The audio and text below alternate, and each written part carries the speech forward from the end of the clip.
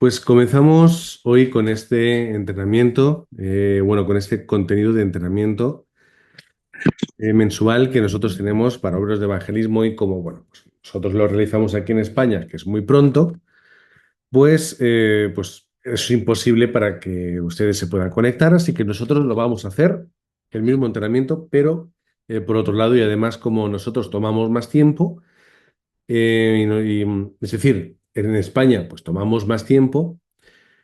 Nosotros, al tener una hora como mucho, y siempre intentamos que sea menos, pues lo vamos a hacer en dos partes.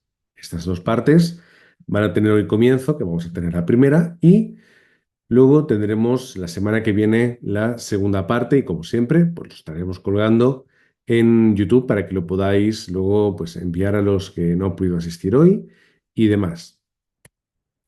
Para ello vamos a comenzar leyendo en Números capítulo 11, versículos del 8 al 10. 11 del 8 al 10. En este momento de Números capítulo 11 habían salido los espías del pueblo de Dios para ver qué es lo que les esperaba en Canaán. Y Canaán pues no era una tierra desconocida, en el sentido de que no sabían qué se iban a encontrar ahí. Ellos sabían que había pueblos, sabían que había civilizaciones y sabían también algo muy importante, y es que era la tierra que Dios les había dado a ellos.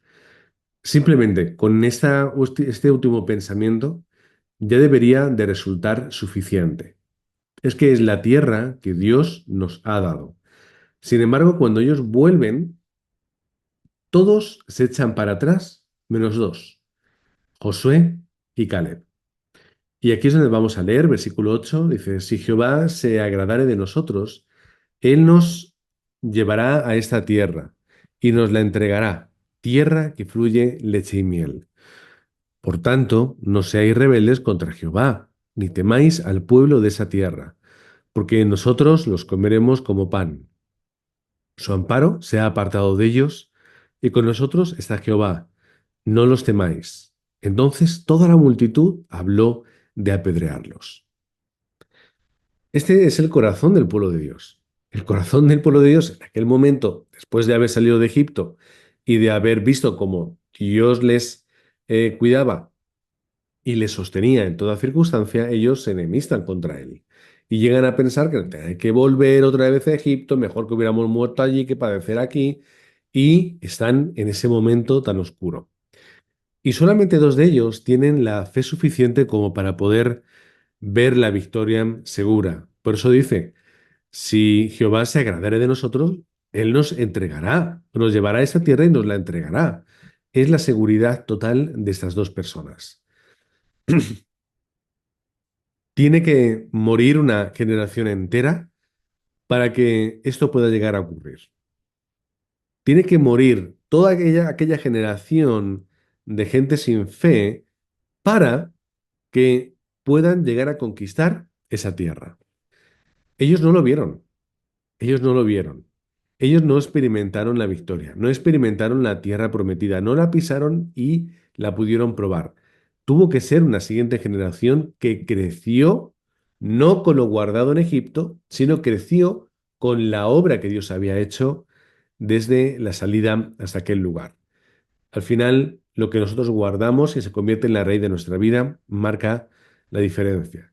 Y por eso es importante que lo hagamos con los remanentes, para que ellos lleguen a crecer no con nuestros prejuicios, con nuestros pensamientos, con lo que hemos guardado, sino que ellos crezcan solo con el pacto en su corazón. Bueno, esto es algo que no todos van a entender, pero hay unas películas muy famosas, y yo creo que por lo menos de oídas todos las vamos a conocer, que son El Señor de los Anillos, una trilogía que salió desde el 2001 hasta el 2005 más o menos, creo que fue, en tres películas que si alguien no las ha visto, pues bueno, tiene el tiempo para verlas. Buena suerte porque la versión extendida puede llegar incluso hasta 4 horas en cada una. Así que si multiplicáis por tres, ahí tenéis un día largo de cine. El caso es que en esta película, pues es una épica fantasía donde hay un lugar, hay una tierra que funciona, una tierra que está en paz, una tierra donde no hay problemas, y sin embargo, pues hay un señor oscuro que quiere conquistar esa tierra. Y este señor oscuro, pues levanta esas torres, más o menos, por así decirlo, y esas torres son esos lugares de dominio, esos lugares de autoridad en los cuales, o desde los cuales él empieza a conquistar esa tierra, empieza a destruir, empieza a matar. Y en realidad, cuando tú ves estos lugares, son lugares donde no son lugares naturales, no son lugares orgánicos, ¿no? Son lugares donde hay desastre, donde hay tinieblas, hay oscuridad. Estas son imágenes de las películas. Y en esta tierra, en este mundo fantasioso, empieza a ser conquistado por estas obras del mal. Y además es muy curioso porque realmente el malo de las películas no vive, o no está vivo corporalmente, es un ser que ya fue derrotado anteriormente, sin embargo, él sigue ejerciendo con autoridad. Y ahí está, por ejemplo, se ve muy bien la imagen superior derecha. Si no está en modo espejo, la imagen superior derecha, que es ese ojo que todo lo ve, ese ojo de fuego, que no es corpóreo, pero ejerce una autoridad oscura contra el mundo. Por supuesto, hay una respuesta de el bien, de los buenos, de los hombres. Y ahí se levantan otras torres. Hay otras torres, en este caso ciudades fortificadas. Tenemos arriba una, abajo otra, que hacen de resistencia de esas torres del enemigo. Y ahí se libran batallas. Por supuesto, al final los buenos son los que ganan y el mal es el que acaba perdiendo. Pero algo muy curioso es que todo tiene que ver con ese anillo que está ahí. Todos sabemos de lo que estamos hablando. Es un anillo que ejerce una influencia en el ser en el que lo posee, una influencia, es un ego desmesurado, es una búsqueda del engrandecimiento, del dominio sobre el resto. Es algo que corrompe al ser. Y lo más fácil es que únicamente destruyendo este anillo donde ha sido creado, es la única forma para deshacer no solamente el problema del anillo en sí, sino el problema del mal en aquel tiempo. Como os podéis imaginar, al final el anillo va, se destruye, el mal cae y el bien triunfa, la luz triunfa. ¿Cuál es la imagen que tenemos que tener ahora mismo en mente? Pues es la imagen que vemos aquí, pero también es esta imagen. Son las torres que nosotros a lo mejor no vemos de una forma física, pero que existen espiritualmente en el mundo. Nosotros no vemos estas torres porque son espirituales en el mundo, pero sin embargo sí vemos lo que causan. ¿Qué es lo que causan? Pues causan suicidio, esas torres espirituales causan guerra, causan hambre, causan violencia, causan problemas mentales, causan todo lo que sí que vemos a través de las noticias. Esas torres de dominio y de control pasan por encima de grandes corporaciones, de presidentes de Estado. Hay un mundo espiritual detrás que la gente no conoce y no comprende, pero que está dominando y controlando el lugar donde nosotros estamos. Son las torres espirituales que Satanás levanta en el mundo. ¿Qué es lo que nosotros tenemos que hacer? Pues levantar esas torres de luz, esas torres luminosas, que además vemos ahí como el efecto del director les quiere dar luz por contraposición a la tiniebla que había en las otras anteriores. Y son estas fortificaciones de luz, o torres de luz, para utilizar la misma palabra, que tenemos que levantar nosotros, que también son espirituales, pero que hacen esa contrapartida, esa guerra espiritual, que al final tiene la victoria. Por eso, a modo de introducción, hablándoos de estas películas que no hace falta que las veáis, pero que si queréis, ahí tenéis largo rato para pasar, llega la introducción. Y la introducción, como ya la hemos dado, la vamos a resumir de esta forma. El comienzo del problema del mundo y de la oscuridad y los desastres que hay a día de hoy en nuestro alrededor, es Génesis 3. ¿Qué es Génesis 3? La separación entre el hombre y Dios. Es el pecado del hombre hacia Dios. El comienzo de todo desastre está aquí. Y ahí es cuando Satanás empieza a levantar sus torres. la torre de la mentira, la torre del engaño, la torre de la muerte. Y estas torres son las que él levanta y se centran en el ser humano. ¿Qué es lo que quiere el ser humano? Sentir placer.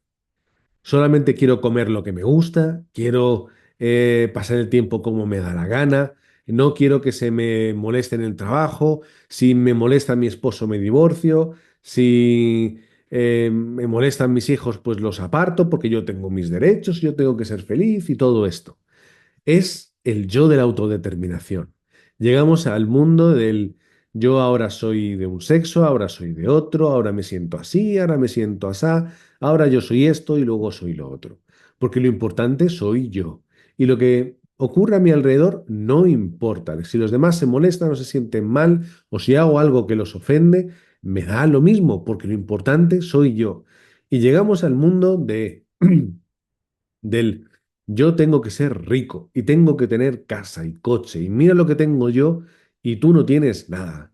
Este es el mundo en el que estamos y nacen gurús y coaches y todo tipo de iluminado en el mundo que te dice cómo tienes que vivir para tener éxito. Y lo gracioso es que las riquezas o las fuentes de ingreso económico que tienen estos gurús no son por crear una empresa o por invertir bien o por cualquier tipo de actividad, es porque la gente les sigue. O sea, eh, te están vendiendo humo, literalmente humo, porque te están diciendo que ellos son exitosos, pero por el mero hecho de que tú te lo crees. Porque si la gente no se lo cree y les deja de seguir, se acabó el éxito. Es una locura, yo lo sé, es absurdo, es obvio, pero este es el mundo de hoy. Es el mundo de las redes sociales, es el mundo del siglo XXI y ahí es donde nosotros estamos. Por eso, en primer lugar, el primer punto es que tenemos que ver las torres de Satanás y tenemos que entender muy bien espiritualmente cuál es la esencia y cuál es el comienzo de los problemas. Empezamos en el primer punto, Génesis capítulo 3, 6 y 11. En estos tres capítulos, nosotros vemos cómo estaba el mundo a raíz de la separación del ser humano con Dios. Génesis 3, Satanás miente al ser humano, manipula para que se separe y es cuando llegan las consecuencias del ser humano. Capítulo 6 es la época de aquellos gigantes, aquellos que en su corazón solo estaba hacer el mal, personas engrandecidas de gran poder. Capítulo 11 dice que el ser humano y el hombre se había engrandecido tanto que dijo, vamos a crear esa torre de Babel, o esa torre, para llegar a Dios. Personas amadoras de sí mismas, fuertes, grandes, pero al final personas que se enemistaban contra Dios. Esta es la esencia del ser humano. Esto es lo mismo ayer, hoy y lo seguirá siendo tristemente. ¿Cuál es el estado del no creyente en segundo lugar? Hijos del diablo. ¿Cuántas veces lo repetimos? Pero es la realidad. El mundo está lleno de hijos del diablo. Cuando Jesús caminaba y llegaban los fariseos y saduceos, con todo el respeto y el cariño del mundo a esas personas, eran personas que estaban siendo guiadas por la oscuridad y guiadas por Satanás, que había residido en su corazón porque no entendían el pacto. Y iban, atacaban, intentaban acabar con Jesús hasta que al final acabaron con su vida. Lo que pasa es que su vida no estaba en sus manos, sino que estaba en la de Dios y acabó resucitando, siendo glorificado eternamente. Hijos del diablo que están a nuestro alrededor y que lo decimos con todo el respeto y cariño del mundo entre nosotros. Por supuesto, nunca vayáis a alguien y le digáis, tú eres un hijo del diablo, porque si no, os van a pegar. Existe la idolatría en el mundo. Capítulo 14 de Hechos, versículo 13. Cuando Pablo y Bernabé están en Listra y curan a una persona que tenía problemas físicos, la gente los ve y los empieza a idolatrar pensando que eran dioses que eran reencarnados en personas. Y iban a hacer un festival, iban a hacer sacrificios. Y ellos dicen, oye, oye, que esto no es por aquí, no es para allá. Llegan los de Iconio, que ya habían escuchado el mensaje de Pablo y no les gustó. Y al igual que pensaron que eran dioses encarnados, luego pensaron todo lo contrario y casi, casi matan a Pablo a pedradas, de una paliza. Pero es la idolatría del mundo. Es la idolatría del mundo.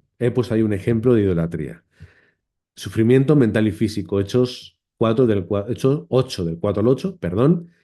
Felipe llega a Samaria, personas con problemas espirituales ven o reciben sanidad. Personas sanadas físicamente, gran gozo en aquel lugar. ¿Cuál es el problema?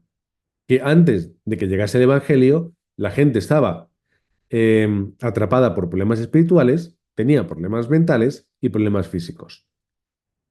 Ese es el campo en el que nosotros estamos.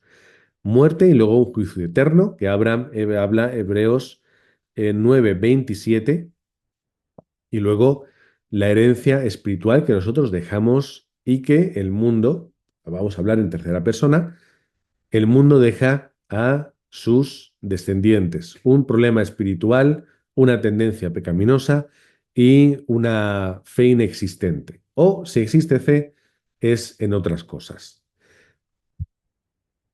Punto número 3.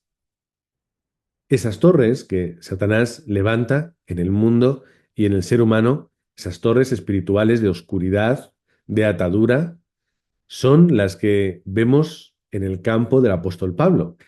Hechos capítulo 13 es aquel mago, aquel brujo que tenía atrapado al procónsul o al gobernador de Chipre, de aquella provincia romana, y no le dejaba escuchar el Evangelio hasta que finalmente tiene que resolver Pablo espiritualmente lo que era un problema espiritual.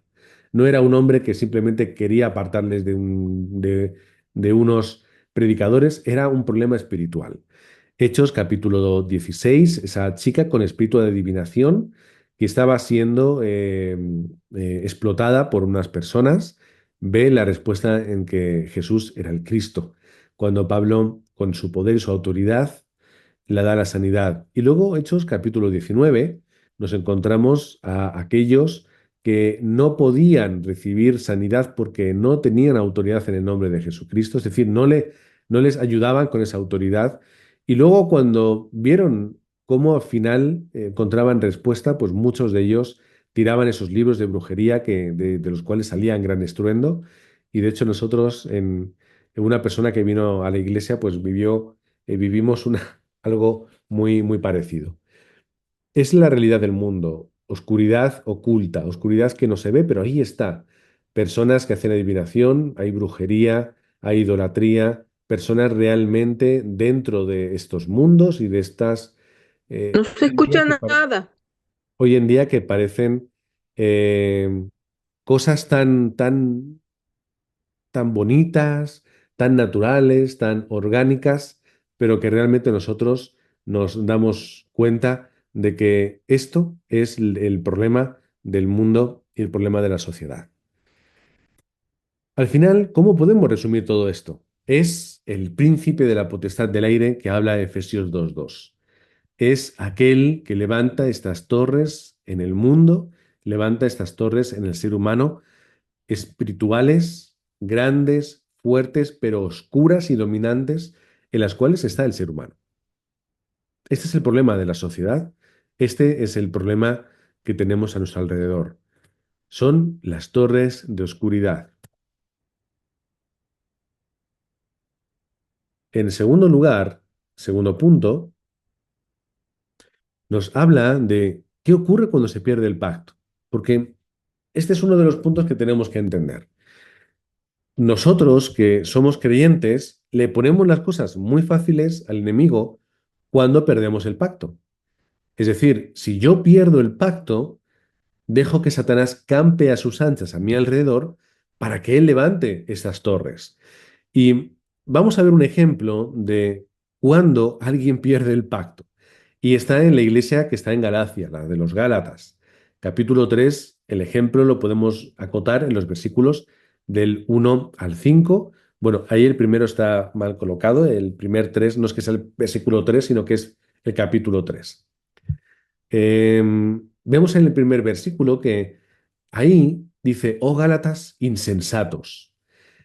¿Por qué insensatos? Porque los Gálatas habían abandonado, no digamos que habían abandonado, sino que habían apartado el mensaje de la gracia y de la fe y se estaban aferrando otra vez al viejo pacto de la ley y de las obras. Y claro, Pablo no puede entender esto. Pablo cuando recibe las noticias de lo que está ocurriendo en esa iglesia suya, dice, ¿cómo es posible? Por eso utiliza la palabra primero insensatos y luego en el versículo 3 que está ya a mitad, la palabra necios. Reina Valera, los traductores de Reina Valera y luego los que han ido revisándola, no se han atrevido a poner quizá el término más concreto, que sería estúpidos o idiotas. ¿Vale? Y es un poco la reticencia de muchos traductores y revisionistas bíblicos que aún eso de colocar una palabra malsonante, aunque exista en el texto bíblico, no les gusta ponerla en español. Así que encontramos insensatos y necios en vez de traducir como otras traducciones. ¿Por qué les dice esto? Porque se han dejado, como dice ahí en la segunda palabra en rojo, fascinar. Pero tampoco es fascinar porque para fascinar puede ser cuando alguien hace un salto como ¿cómo se llama? En el patinaje artístico, que veis cuando están patinando y de pronto la chica coge y salta y da un tirabuzón y de pronto vuelve a caer sobre la cuchilla estirando la pierna. Eso nos fascina, pero nos fascina desde lo positivo o hacia lo positivo. Sin embargo, eso tiene una connotación negativa, por lo que tampoco vamos a utilizar la palabra fascinar, vamos a utilizar lo que las otras traducciones han hecho, que es utilizar la palabra hechizar. Es decir, os han asombrado, pero para cautivaros y alejaros a un lugar en el que no hay respuesta. ¿Qué es ese mensaje otra vez de la ley de las obras? Están perdiendo lo que se les ha presentado ahí claramente, la respuesta de Jesucristo, y les vuelve a concluir, a hacer otra vez, versículo 3 necios. ¿Por qué? Porque vais a acabar otra vez donde estabais antes, en el viejo yo, en el antiguo yo, en el viejo pacto, en lo que se ha guardado en vuestra tradición, en lo que no había respuesta. Versículo 4 todas las cosas que habéis padecido en vano. Es decir, si ahora vais a volver atrás, todo lo que habéis padecido en la fe y en la gracia va a ser en vano porque no va a dar un resultado. Habéis vuelto atrás. Es perder la respuesta del Espíritu por no disfrutar de la ley, o sea, por no disfrutar de la fe y permanecer en la ley. Lo vemos aquí resumido. ¿Qué ocurre cuando nosotros perdemos el pacto? Nos convertimos en personas insensatas o torpes y estúpidos.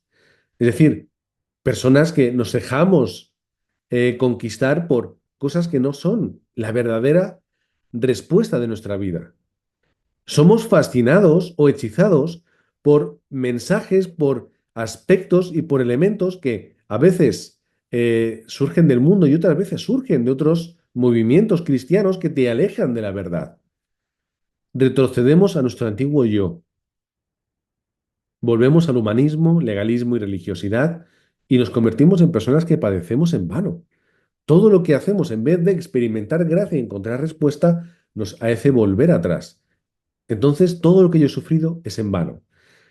Recordemos Números capítulo 11.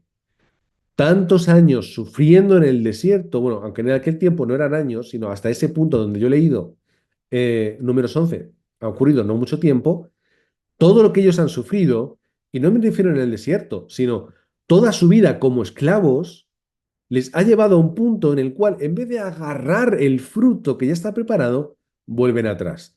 Toda su vida de esclavitud no ha servido para nada.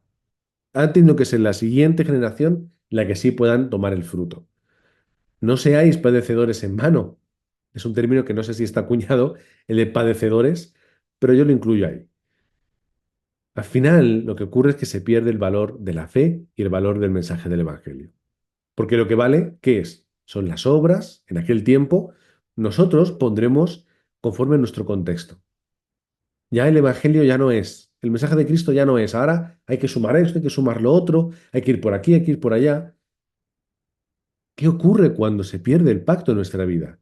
Este es el ejemplo de los Gálatas, capítulo 3, versículos del 1 al 5, y es un ejemplo muy parecido que ocurre en nuestras vidas y ocurre en nuestras iglesias, cuando se pierde el pacto de Jesucristo. Punto número 3.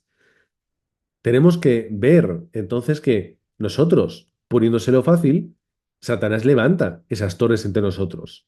Que nosotros, abriéndole las puertas por nuestra torpeza y por lo que hemos leído antes, Satanás viene y ¿qué hace?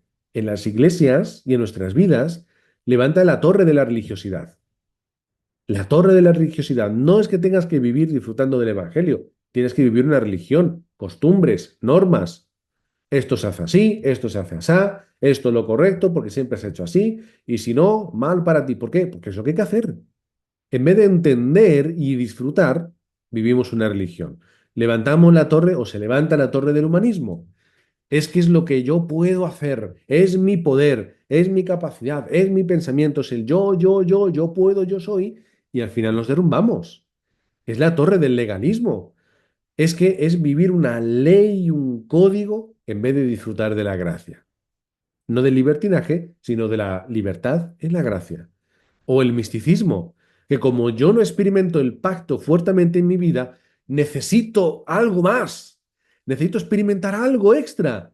Necesito ver un milagro, o necesito caerme, o necesito otras cosas que, oye, amén y gloria a Dios por los milagros y por lo que Dios nos haga experimentar, pero no es el foco y mucho menos cuando además voy a ese lugar o busco esos movimientos porque yo no tengo respuesta en mi vida y me siento vacío. ¿Por qué me siento vacío y no tengo respuesta? Porque he perdido el pacto. No lo estoy experimentando. Ejemplos en la Biblia de Génesis 3 que se cuela y que hay que limpiar, solucionar y colocar, encontramos ahí muchos. Simplemente los vamos a nombrar. Hechos 15, el Concilio de Jerusalén. ¿En qué consistía? Que el mensaje y la salvación es a través de Jesucristo solo y no a través del viejo pacto. Unos pensaban que sí, otros que no, y ahí vemos el problema. Hay que colocarse y hay que entender. Lo que da salvación es el mensaje de Cristo, no otras cosas, no mis obras, no que yo sea bueno, no que yo sea fiel, no que yo vaya siempre a la iglesia, no que sea buena persona, no que sea muy capaz, no que yo haya tenido X experiencias. La respuesta es Jesucristo. Hechos capítulo 15. Tenéis aquí lectura para estos días, para que no os aburráis. Gálatas capítulo 3 ya lo hemos visto. La vuelta al antiguo pacto. Primera de Corintios, ¿qué te habla Primera de Corintios? Primera de Corintios son los problemas en los cuales aspectos sociales se adentran en la iglesia, en vez de colocar el pacto como una pantalla que no deje entrar. Ellos mezclan. Luego también problemas de divisiones en este libro o en esta carta, y también cosas en las que hay que ordenar y aclarar asuntos sensibles que había en aquel tiempo, sobre todo con problemas carismáticos. La primera carta de Corintios es resolver problemas que hay en la iglesia. Porque como no se había entendido tan bien el pacto, hay que explicar, hay que colocar. Y oye, es que Satanás trabaja muy bien. Colosenses capítulo 2. ¿De qué nos habla este capítulo? La prevención contra las enseñanzas que quiten a Cristo el trono de nuestra vida. Enseñanzas que quitan a Jesucristo el lugar central de la iglesia. Cuidado con esto, cuidado con lo otro, que están ahí, que vienen, que van a decir, que dicen. ¿Por qué? No salgáis del pacto. Romanos capítulo 12. El corazón de la iglesia unida en Cristo y en su amor. En contraposición de esta iglesia que se separa, esa iglesia que se critica, esa iglesia que busca lugares o preeminencias. Es el corazón correcto de la iglesia, Romanos 12. ¿Cuál es la esencia de la Shemá de Deuteronomio capítulo 6 versículos del 4 al 9? Que Jehová es uno y es nuestro Dios, pero ¿qué tenemos que hacer con esto? Que esto lo guardemos en nuestra cabeza, entre los frontales, entre nuestros ojos, en nuestra mano, que lo pongamos en las puertas, que lo pensemos antes de ir, o sea, cuando salgamos de casa, cuando entremos en el camino, por la mañana, al acostarnos, y que se lo entreguemos a nuestros hijos. ¿Por qué? ¿Por qué? ¿Por qué esto? O sea, ¿por qué tanto cuidado? ¿Por qué tanto miedo? Porque ellos saben que si pierden el pacto, lo pierden todo. Por eso es tan importante guardar el pacto y no perderlo y recordarlo constante y continuamente en todo tiempo y en todo lugar, como nos habla o nos hablan estos versículos. ¿Cuál es el problema del libro de los jueces? Bueno, no es que el libro de los jueces tenga un problema, es que en el libro hay un problema, varios. Constantemente el pueblo de Dios se separa de Dios. Idolatría. Se olvidan de Jehová, hacen el mal, llegan los desastres. Dios tiene que levantar un libertador, como vemos hay un juez, bueno, juez, un libertador, para sacar al pueblo de Dios del problema. Lo mismo que sucede en Jueces, sucede desde Génesis hasta Malaquías. Todo el Antiguo Testamento, el mismo problema. Perder el pacto y entrar en problemas. Siempre es lo mismo. Todo Satanás lo utiliza contra nosotros. Y levanta estas torres. Y esas torres que están entre nosotros nos separan del pacto, nos separan del evangelio y vivimos como, al final del todo, personas derrotados por guerras, personas cautivas, personas dispersadas, o dispersas, mejor dicho, dispersadas, y personas colonizadas, que son los problemas que tuvo el pueblo de Dios en el texto bíblico. Guerras, cautiverios, dispersiones y colonizaciones. ¿Por qué? Pierden el pacto. Primero, pierden su identidad, su pacto como identidad, pero también pierden el pacto de la evangelización. No ibas a ser luz para las naciones. No tiene que ser el pueblo de Dios un lugar donde Dios pudiese o a través del cual pudiese obrar en el mundo. No lo entendieron. Ahí están los problemas. Un día podemos hablar del Antiguo Testamento y sacar todo lo que hay ahí. Nos encontramos ejemplos para rellenar horas. Al final, ¿qué ocurre cuando se pierde el evangelismo? Y con esto vamos a terminar hoy.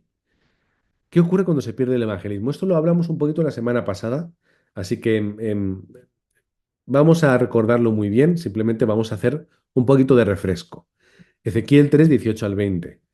Es la responsabilidad que yo tengo de entregar el mensaje de salvación a aquellos que necesitan escucharlo en el campo. Lo podéis leer en Ezequiel 3, 18 al 20, dentro de su contexto y de su forma. Es cierto, pero al final, ¿el principio cuál es? Que la sangre de aquellos que mueran sin haber escuchado el mensaje del pacto es la que yo voy a poner en tus manos, es la que yo voy a demandar de tu mano porque tú no has predicado. Otra cosa es que tú prediques y el mensaje no llegue al corazón o que no tenga el efecto que tú busques. Eso no es nuestra responsabilidad, pero sí entregar el mensaje. Es decir, en primer lugar, la gente perece sin escuchar el pacto. En segundo lugar, segundo punto, el campo se llena de prejuicios. ¿Cuáles son? El que Pedro les recuerda a los romanos que allí estaban, porque si eran parientes y allegados de un centurión, pues serían también romanos. Cuán abominable es para un varón judío juntarse o acercarse a un extranjero? Y él estaba en su casa, ¿vale? ¿Por qué? El prejuicio del pueblo de Dios contra aquellos que no eran suyos. Es no entender la evangelización, no entender lo que Dios quería para el mundo, es no entender cuál era su obra. ¿Y qué ocurre cuando no se entiende y no se hace la evangelización? Pues que surgen prejuicios que al final acaban derivando en, para mí es una abominación estar con vosotros. Lo que diría un judío que no es lleno del Espíritu Santo como Pedro lo estaba haciendo en ese momento. Es que Satanás llega al corazón de las personas. ¿Cómo lo vemos? Juan 4:9. Juan llega al pozo, le pide agua a la samaritana y ella le dice, pero ¿cómo tú siendo judío me pides de beber a mí que soy samaritana cuando los judíos y los samaritanos nos llevamos tan mal? Y era una realidad. Pero, ¿qué es lo que vemos aquí? Lo que no se pudo solucionar con evangelio, lo que no se pudo solucionar entendiendo este mundo espiritual, lo que no se pudo solucionar de verdad, entendiendo lo que Dios quería como propósito para sus vidas y para su nación, es lo que vemos aquí el resultado. Naciones enfrentadas, no se puede hacer la evangelización, no se puede obrar, ni siquiera podemos convivir. Cuando se pierde el evangelismo. Punto número 4, al final el campo pierde toda esperanza. Hechos 4 del 4 al 8 nos habla, lo hemos visto antes, espíritus inmundos que se van, personas sanadas físicamente, gran gozo. Ahora, si Felipe no hubiese entendido la evangelización, el pacto de la evangelización, y se hubiese ido bordeando Samaria o hubiese atravesado callado, como era lo normal en un judío, ¿qué hubiese ocurrido? Los espíritus inmundos seguirían atormentando a las personas Muchos de ellos seguirían con sus mismos problemas físicos y en vez de haber gran gozo, pues estarían todos sumidos en los mismos problemas de siempre. Mismas depresiones, mismo miedo, mismo temor. ¿Veis lo que se pierde el campo cuando no se evangeliza? Esa es la respuesta que nosotros tenemos. Que evangelizando hay respuesta. Cuando yo entro en un campo y me voy de ese campo y no levanto a ningún discípulo y la obra que ya ahí se ha realizado se va, el campo, como hemos dicho durante mucho tiempo, se convierte en un campo de desastre. Porque donde antes había luz, ¡paf!, llega otra vez la oscuridad con más contundencia. Es un campo de desastre. Lo hemos abandonado, lo hemos dejado. Y lo que a veces ocurre, y eso lo habéis visto, cuando en una casa no se vive con el paso de los años, no sé por qué, nadie la rompe, pero la casa como que crean y se estropea sola. Es algo curioso, ¿verdad? Cuando en el campo no se está dando el evangelio y se deja el campo y se abandona, ahí está, es un campo abandonado. Vamos nosotros a entender el pacto, no solamente del evangelio, en cuanto a la salvación, en cuanto a la respuesta del problema espiritual, vamos a entender también el pacto de la evangelización, del evangelismo. Id y sed testigos hasta el último de la tierra. Id a todas las naciones y haced discípulos. ¿Cuál es el campo de la evangelización? 40 días hablándoles sobre el reino de los cielos, para que ellos cuando Jesús no estuviese, pudiesen hacer la evangelización del mundo. Es ese Jesús enviándoles a los discípulos y luego a los 70 de dos en dos para que estuviesen dando ese mensaje del reino, haciendo esas obras maravillosas. Es lo que está en el corazón de Dios. Y Dios lo va a hacer. Por eso al final les dice, he aquí, yo estaré con vosotros todos los días. O en Juan capítulo 14 vemos ese consolador que iba a llegar para estar con nosotros mientras que hacíamos la evangelización del mundo. Recordemos, somos escogidos, ¿vale? Que tenemos el evangelio y tenemos el mensaje, pero también somos llamados a ir, llamados y enviados para hacer la evangelización del mundo. Así que nosotros como obreros que entendemos el Evangelio, nosotros como obreros que entendemos el mensaje de la evangelización, vamos a levantar las torres del Evangelio, que será lo que hablemos la siguiente semana más concretamente. Y veamos con ojos espirituales cómo Satanás trabaja en el mundo, cómo Satanás trabaja en las iglesias y trabaja en las personas. Y cómo se levantan estas torres en el mundo, en las iglesias, en las personas, para que el Evangelio no pueda comunicarse. Y eso lo hace entre las personas. Enemistades desagradables que crecen incluso en las familias, donde cuando todo parece una respuesta a la oración, llega un problema y todo otra vez vuelve a estallar por los aires. Satanás se engaña y nosotros, pues muchas veces, vamos a decirlo, nos dejamos engañar. Y cuando perdemos el pacto y perdemos fuerza espiritual, Satanás viene con sus ejércitos y derriba las puertas, porque no hemos ejercido respuesta.